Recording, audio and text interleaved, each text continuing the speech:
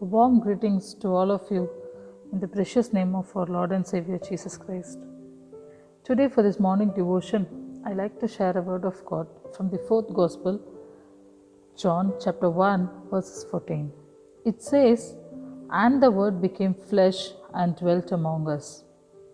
Before the meditation, I like to share a story about John Rosen.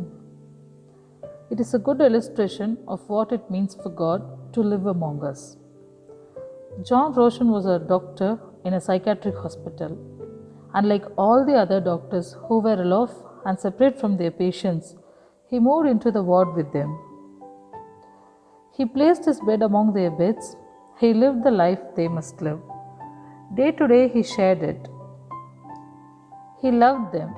If they didn't talk, he didn't talk either. It's as if he understood what was happening.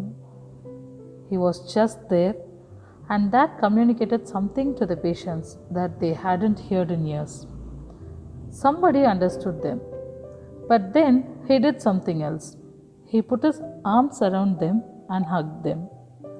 This doctor, with a string of letters after his name, this highly skilled, highly paid physician who was like God to the patient, who had control over the lives of his patient, held those unattractive, unlovable, sometimes incontinent persons and loved them back into life.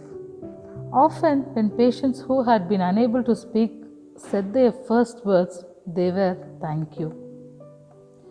In plain and simple language, isn't it that what God did through Jesus at Christmas? Jesus has come and lived in our world. He has become part of a life of confused priorities, of aching bodies, torn and bleeding spirits, of heartbreak and loneliness. Christmas tells us God is not aloof and separate from our world. He is in the world with us. He has come to hug us and hold us tight even though sin makes us unattractive and unlovable.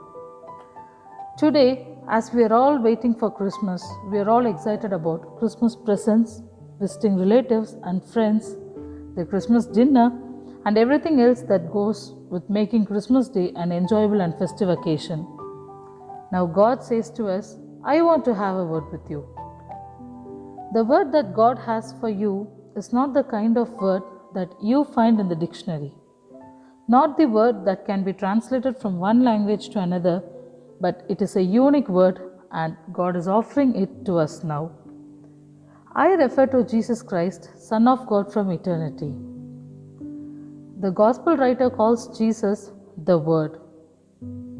He says, "The Word became a human being and lived here with us." From Him, all the kindness and all the truth of God have come down to us.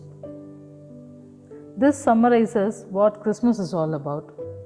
It tells us that the Word, Jesus, has chosen to become human.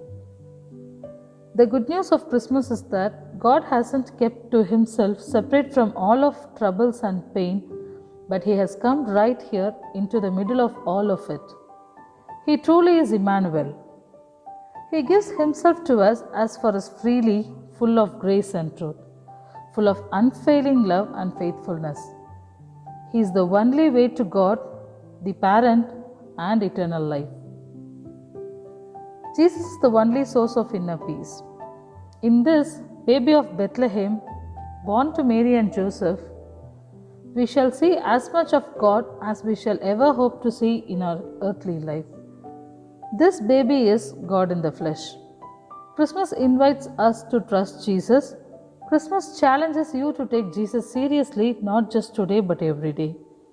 Christmas reminds us that we have a heavenly parent God who loves us so much that He will become one of us, so that He can help us in whatever way we need help all the year through. Christmas reminds us that just as the baby Jesus was given life in that grubby stable, Jesus wants to make our life new and refresh our daily existence in the dirtiness of life in this world. So let us all together praise God and the baby Jesus in this Christmas and receive the blessings from them. Amen. I wish you all a Happy Christmas and a very blessed New Year 2021.